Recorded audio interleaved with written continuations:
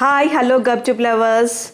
మనం మనీకి బాగా విలువ ఇస్తాం కదా, ఎందుకో చెప్పనా? చూడండి, ఈ చేతిలో 2000 ఉంది, హ్యాండ్లో 20 రూపీస్ ఉంది.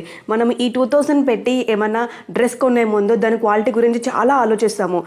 దానికి కలర్ షేడ్ అవుతుందా, బార్డర్ ఎలా ఉంది, అది వేసుకుంటే మనకు సూట్ అవుతుందా అని బాగా ఆలోచిస్తాము. అది జస్ట్ మనము సంవత్సరానికి 4 సార్లు 5 సార్లు వేసుకునే డ్రెస్ గురించి చాలా ఆలోచిస్తాము. కానీ ఏదైనా 20 రూపీస్ పెట్టి పానీపూరి తినే ముందు మాత్రము దాని క్వాలిటీ ఎలా ఉంటుందో మాత్రం అస్సలు ఆలోచించామండి, వెళ్ళి తినేస్తాము.